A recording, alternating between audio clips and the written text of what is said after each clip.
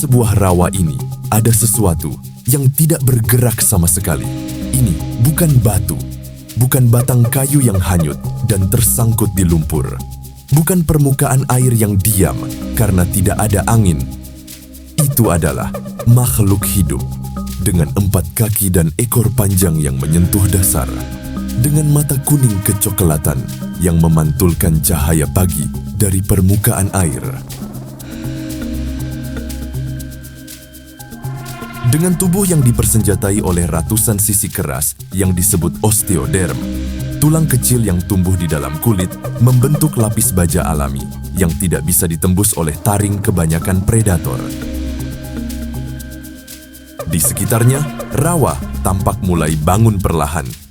Burung bangau sibuk menancapkan paruhnya. Kura-kura kecil naik ke batang kayu yang menyembul dari air untuk menghangatkan diri. Sesekali, ada ikan yang meloncat sebentar ke permukaan, menciptakan riak yang menghilang dalam hitungan detik. Makhluk itu tidak bergerak, tidak bernapas dengan cara yang bisa dilihat, tidak mengeluarkan suara.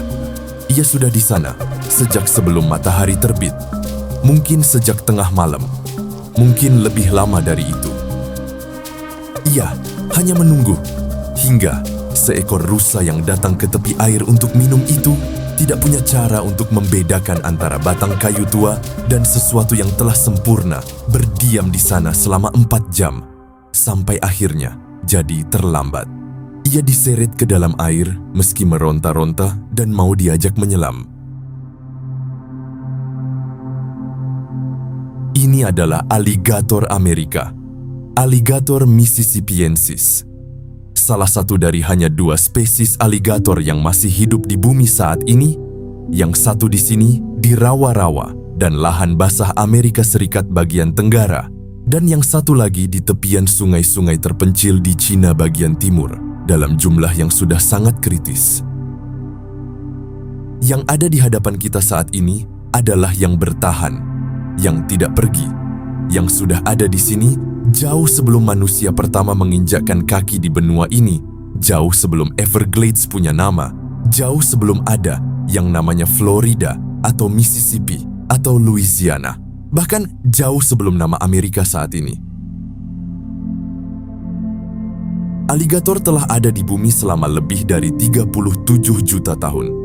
Tapi, nenek moyang yang lebih jauh dari keluarga besarnya, kelompok yang disebut Crocodilia, telah merayapi tepi-tepi sungai dan rawa-rawa planet ini sejak lebih dari 200 juta tahun yang lalu.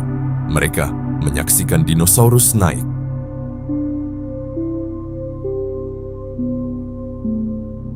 Mereka menyaksikan dinosaurus jatuh.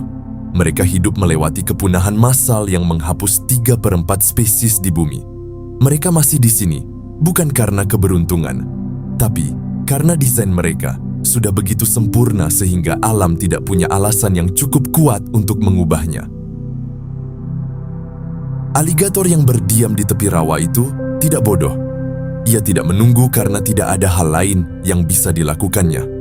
Ia menunggu karena menunggu adalah strategi terbaiknya. Sebagai pemburu penyergap, aligator tidak bersaing dalam hal kecepatan jarak jauh, tidak bersaing dalam hal daya tahan, tidak bersaing dalam hal kemampuan mengejar mangsa yang sudah jauh melarikan diri. Semua itu bukan permainannya. Permainannya adalah menjadi tidak terlihat sampai jarak sudah terlalu dekat untuk dimanfaatkan. Dan untuk permainan itu, tubuh aligator adalah instrumen yang nyaris sempurna. Warna tubuhnya, hijau lumpur tua, coklat kehitaman, dengan pola yang membuatnya menyatu dengan vegetasi air dan tanah berlumut, bukan sekadar warna. Ini adalah kamuflase yang lahir bukan dari kebetulan, tapi dari jutaan generasi seleksi yang menyingkirkan semua aligator yang terlalu mencolok untuk disembunyikan. Tapi ada sesuatu yang jauh lebih canggih dari kamuflase visual yang membuat aligator menjadi pemburu yang hampir tidak bisa dihindari ketika target sudah terlalu dekat. Seluruh tepi rahangnya dipenuhi oleh ribuan titik-titik kecil yang kelihatannya seperti pori-pori atau lubang kecil yang biasa saja. Para ilmuwan menyebutnya integumentary sensory organs, organ sensorik yang tersembunyi di dalam kulit. Dan apa yang dilakukan ribuan titik kecil itu adalah sesuatu yang tidak dimiliki oleh vertebrata lain manapun di bumi.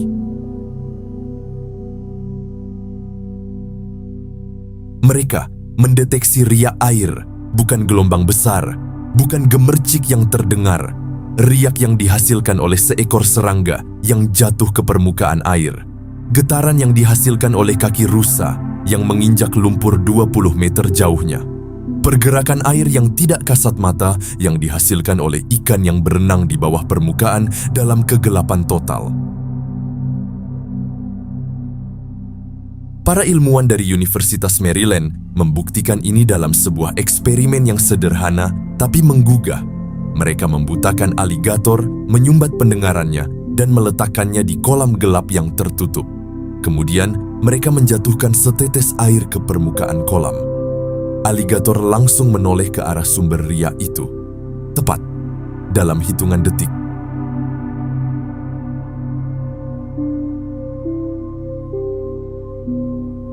Artinya, dengan tidak ada indera selain ujung-ujung sensor di rahangnya, seekor aligator bisa menemukan mangsanya.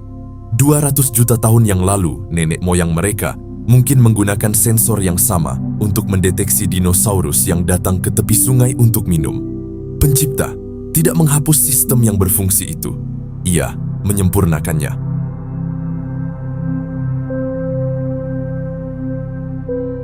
Sekarang apa yang terjadi setelah menunggu selesai? Ketika mangsa sudah dalam jarak yang tepat, dan jarak yang tepat ditentukan oleh sistem sensorik yang jauh lebih akurat dari perkiraan, aligator pun meledak. Ini adalah kata yang tepat, meledak. Tubuh besar yang tadinya tidak bergerak selama berjam-jam, tiba-tiba bergerak dengan kecepatan yang tidak konsisten dengan ukurannya. Aligator dewasa bisa mencapai kecepatan ledakan hingga 40 km per jam dalam jarak pendek di darat dan bahkan lebih cepat di air. Tidak ada backswingan, tidak ada peringatan, tidak ada jeda antara diam total dan serangan penuh. Dan ketika rahang itu menutup, ketika tulang dan otot yang telah berbentuk selama ratusan juta tahun itu akhirnya bertemu pada mangsanya, yang terjadi adalah salah satu peristiwa mekanis paling brutal yang ada di alam. 2.980 pon per inci persegi. Itu adalah kekuatan gigitan seekor aligator Amerika dewasa yang diukur secara langsung oleh tim peneliti dari Florida State University yang dengan sabar dan berani meletakkan alat pengukur di antara rahang aligator-aligator yang mereka tangkap. Hampir 3.000 pon per inci persegi. Untuk perbandingan, singa menggigit dengan sekitar 600 pon per inci persegi. Manusia sekitar 160 pon. Seekor aligator dewasa menggigit hampir 20 kali lebih kuat dari manusia dan 5 kali lebih kuat dari raja hutan Afrika.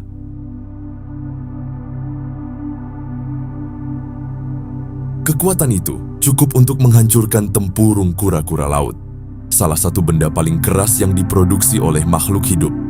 Cukup untuk memotong melalui tulang rusa dewasa, seperti memotong melalui plastik tipis. Cukup untuk, seperti yang dicatat oleh satu peneliti dari BBC Science Focus, mengangkat truk kecil. Tapi ada paradoks yang menakjubkan di dalam mesin yang luar biasa ini. Otot yang menutup rahang aligator adalah di antara yang paling kuat di kerajaan hewan. Tapi otot yang membuka rahang itu sangat lemah. Begitu lemahnya sehingga seorang manusia dewasa dengan tangan yang ditempatkan tepat di atas moncong aligator bisa menahan rahangnya tetap tertutup hanya dengan kekuatan jari-jarinya. Ini bukan kelemahan yang terlupakan. Ini adalah persoalan efisiensi. Aligator tidak perlu membuka rahangnya dengan tenaga besar. Ia hanya perlu membukanya cukup lebar untuk menelan. Semua kekuatan diinvestasikan ke satu arah, menutup, mencengkeram, tidak melepaskan. Tapi, kekuatan rahang saja tidak cukup untuk menjelaskan bagaimana aligator bisa memangsa hewan yang ukurannya jauh melampaui apa yang bisa langsung ditelan. Disinilah masuk satu teknik yang, ketika pertama kali kita melihatnya, tampak seperti sesuatu yang tidak mungkin dilakukan oleh makhluk tanpa leher yang fleksibel dan tanpa lengan yang bisa mencengkeram. Begitu rahang aligator terkunci pada mangsa yang terlalu besar untuk ditelan bulat, ia menekan keempat kakinya rapat ke tubuh, meminimalkan hambatan, menciptakan bentuk torpedo yang ramping, dan kemudian ia berputar cepat, terus-menerus di sepanjang sumbu tubuhnya, seperti bor raksasa yang memutar dirinya sendiri di dalam air. Inilah yang disebut death roll, atau gulungan kematian. Gaya yang dihasilkan oleh rotasi tubuh sebesar dan seberat aligator dikombinasikan dengan kekuatan cengkeraman rahang yang tidak lepas selama 1 detik pun. Gaya itu bisa melebihi 2000 pon selama putaran. Dan bagi mangsa yang terjebak di dalam cengkeraman itu, tidak ada cara untuk mempertahankan integritas struktural jaringan biologis dalam kondisi seperti itu. Daging robek, anggota tubuh terlepas, mangsa yang terlalu besar untuk ditelan satu kali menjadi bagian-bagian yang bisa dikelola. Yang lebih menakjubkan, aligator tidak pusing selama proses ini. Sementara mangsanya mengalami disorientasi total dari putaran yang sama, aligator tetap tenang dan terkoordinasi. Sistem keseimbangan dalam telinga dalamnya tidak terpengaruh oleh rotasi yang akan membuat vertebrata lain manapun tidak bisa berdiri tegak selama beberapa menit setelahnya. Ada dimensi lain dari aligator yang jarang dibicarakan tentang predator puncak yang ganas dan mematikan. Apa yang terjadi di antara perburuan? Aligator ternyata tidak makan setiap hari. Itu dirasa tidak perlu. Mamalia, termasuk manusia, membakar energi secara konstan. Jantung yang berdenyut cepat, paru-paru yang bekerja keras, otak yang tidak pernah benar-benar berhenti, suhu tubuh yang harus dipertahankan pada kisaran tertentu, meski lingkungan berubah drastis. Semua itu membutuhkan bahan bakar yang tidak pernah berhenti. Seekor singa harus makan setiap beberapa hari. Serigala lebih sering lagi. Manusia 3 kali sehari, kalau bisa. Aligator adalah hewan berdarah dingin. Suhu tubuhnya mengikuti lingkungan. Ketika lingkungan dingin, metabolismenya melambat. Ketika metabolisme melambat, kebutuhan energinya turun secara dramatis. Seekor aligator dewasa bisa menjaga seluruh fungsi vital tubuhnya dengan energi yang, kalau dikonversi ke ukuran manusia, setara dengan makan 1 apel per minggu.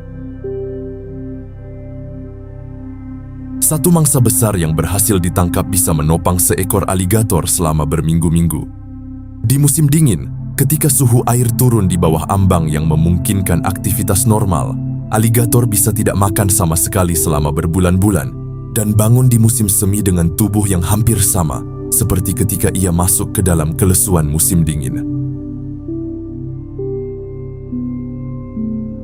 Ini bukan kelemahan. Ini adalah keunggulan bertahan hidup dalam ekosistem yang berfluktuasi.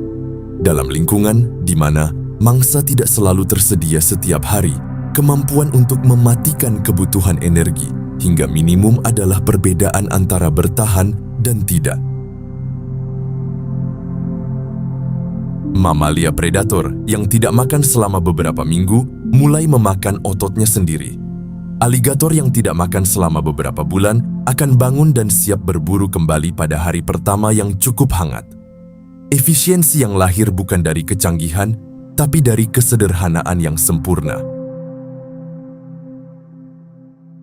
Ada dimensi lain dari aligator yang jarang dibicarakan ketika orang berbicara tentang predator puncak. Apa yang terjadi ketika tidak ada yang dimangsa? Di musim dingin, ketika suhu air turun di bawah ambang yang memungkinkan metabolisme aktif, aligator tidak berburu, tidak bergerak lebih dari yang diperlukan, tidak makan sama sekali. Seekor aligator besar bisa bertahan berminggu-minggu, bahkan berbulan-bulan, tanpa memasukkan satupun makanan ke dalam tubuhnya. Ini bukan karena mereka kuat menahan lapar dalam arti yang kita kenal. Ini karena tubuh aligator bekerja dengan prinsip yang sangat berbeda dari mamalia. Mamalia, termasuk manusia, membakar energi secara konstan. Jantung yang berdenyut, paru-paru yang mengembang, otak yang terus aktif, suhu tubuh yang harus dipertahankan pada kisaran tertentu, meski di dalam ruangan berpendingin atau di luar yang panas terik. Semua itu membutuhkan bahan bakar yang tidak pernah berhenti. Aligator adalah hewan berdarah dingin. Suhu tubuhnya mengikuti lingkungan. Ketika lingkungan dingin, metabolismenya melambat. Ketika metabolisme melambat, kebutuhan energinya turun dramatis. Seekor aligator dewasa bisa menjaga fungsi vital tubuhnya dengan energi yang, kalau dikonversi ke ukuran manusia, setara dengan makan 1 apel seminggu. Ini bukan kelemahan, ini adalah keunggulan bertahan hidup dalam kondisi ketidakpastian. Mamalia yang tidak makan selama beberapa minggu mulai memakan ototnya sendiri. Organ-organnya mulai gagal satu persatu. Aligator yang tidak makan selama beberapa bulan bangun dari musim dingin dengan tubuh yang hampir sama seperti ketika ia masuk, siap berburu kembali pada hari pertama yang cukup hangat. Dalam ekosistem di mana mangsa tidak selalu tersedia saat musim berubah dan sumber daya fluktuatif, kemampuan untuk mematikan kebutuhan hingga minimum adalah satu dari banyak alasan mengapa aligator masih ada setelah 200 juta tahun.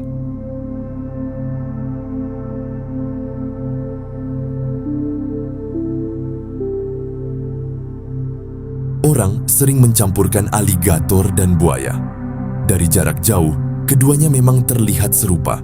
4 kaki, moncong panjang, tubuh berlapis sisik, ekor bergerigi.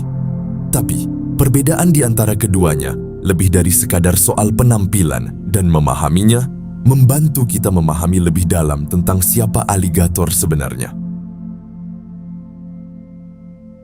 Moncong aligator lebih lebar dan lebih membulat di ujungnya, berbentuk seperti huruf U yang besar. Moncong buaya lebih lancip dan runcing seperti huruf V. Perbedaan ini bukan kosmetik. Lebar moncong aligator dirancang untuk menghancurkan mangsa yang keras. Kura-kura, kerang, kepiting, tulang mamalia. Moncong buaya yang lebih sempit lebih cocok untuk menangkap ikan dan mangsa bertubuh lunak yang lebih ramping. Ketika mulut aligator tertutup, giginya hampir semua tersembunyi di dalam. Ketika mulut buaya tertutup, gigi keempat rahang bawahnya tetap terlihat dari luar, mencuat seperti taring yang tidak bisa disembunyikan. Ini salah satu cara paling mudah untuk membedakan keduanya dari kejauhan yang aman. Aligator lebih menyukai air tawar. Buaya saltwater bisa hidup di laut, buaya Nil di sungai-sungai besar Afrika, tapi aligator Amerika hampir selalu ada di rawa, danau, dan sungai air tawar. Hanya di Florida Selatan, keduanya berbagi wilayah yang sama, satu-satunya tempat di bumi di mana aligator dan buaya hidup berdampingan secara alami. Dan soal temperamen, buaya, khususnya buaya Nil dan buaya air asin, dikenal sebagai predator yang jauh lebih agresif terhadap manusia. Aligator Amerika, meski tidak boleh diremehkan dan bisa sangat berbahaya, umumnya menghindari konfrontasi dengan manusia dewasa, kecuali diprovokasi atau melindungi anaknya. Kendati demikian, jangan salah membaca bahwa ini sebagai kelemahan. Ini adalah efisiensi. Manusia bukan mangsa yang sepadan untuk aligator. Menyerang manusia berarti risiko yang tidak perlu, luka, kebisingan, komplikasi. Aligator memilih mangsanya dengan kalkulasi yang lebih dingin dari yang terlihat. Maksimalkan kalori yang didapat, minimalkan energi dan risiko yang dikeluarkan. Ada satu hal tentang aligator yang layak untuk kita bawa pergi hari ini. Sesuatu yang tidak ada dalam buku panduan berburu, atau catatan ilmiah, atau laporan konservasi manapun. Di musim dingin ekstrim, yang kadang melanda bagian utara wilayah jangkauannya, ketika suhu turun jauh di bawah titik beku, dan danau-danau mulai membeku dari permukaan, aligator melakukan sesuatu yang setiap kali direkam kamera, membuat yang menontonnya tidak percaya bahwa apa yang mereka lihat nyata. Mereka berdiri tegak di dalam air dangkal dan membiarkan diri membeku sebagian tubuh mereka di bawah permukaan air yang membeku. Kepala mereka, atau lebih tepatnya ujung moncong mereka, mencuat ke atas, menembus permukaan es, mempertahankan satu lubang kecil yang memungkinkan mereka tetap bernapas. Dan mereka diam, tidak bergerak. Bukan tidur dalam arti yang kita kenal. Tidak ada hibernasi sejati pada aligator. Ini adalah kondisi antara metabolisme yang melambat hingga hampir berhenti, suhu tubuh yang mengikuti lingkungan sekitarnya, seluruh sistem tubuh yang beralih ke mode paling dasar dari eksistensi. Ketika suhu menghangat, 1 hari, 2 hari, seminggu kemudian, es mencair. Dan aligator yang tadinya membeku sebagian di bawah lapisan es itu mulai bergerak kembali, merangkak ke tepi, menjemur diri di bawah sinar matahari pertama, dan melanjutkan hidupnya seolah tidak ada yang terjadi. 200 juta tahun mereka telah melatih tubuh untuk selamat dari hampir apapun. Di tepi rawa itu, ketika matahari mulai naik lebih tinggi dan uap pagi perlahan-lahan menghilang dari permukaan air, aligator masih diam, matanya terbuka, moncongnya menyentuh permukaan. Isos di sepanjang rahangnya terus membaca setiap getaran, setiap ria, setiap perubahan tekanan air yang terjadi di radius yang jauh melampaui apa yang bisa dilihat atau didengar oleh makhluk lain. Ia bukan yang tercepat, bukan yang terbesar, bukan yang paling cerdas dalam arti yang biasa kita gunakan untuk kata itu, tapi ia masih di sini. Setelah kepunahan massal, setelah perburuan besar-besaran, setelah ancaman yang silih berganti dari satu zaman ke zaman berikutnya, ia masih di sini. Setelah kepunahan massal yang memusnahkan 3/4 spesies di bumi, setelah zaman es yang membekukan setengah planet, setelah perburuan besar-besaran oleh manusia yang hampir mengakhiri jutaan tahun keberlangsungan dalam beberapa dekade, setelah semua itu, ia masih di sini. Dan di rawa-rawa yang tenang di pagi hari itu, di bawah langit Florida yang perlahan berubah dari ungu ke oranye ke biru saat uap air naik dari permukaan rawa dan burung-burung bangau mulai bergerak ke titik makan mereka. Tidak ada tanda yang lebih kuat dari ketahanan sejati selain makhluk yang sudah ada sebelum semua yang kita kenal ada dan masih di sini untuk melihat pagi ini. Tidak bergerak, tidak terburu-buru, tidak perlu membuktikan apapun kepada siapapun, menunggu seperti selalu, seperti 200 juta tahun yang lalu.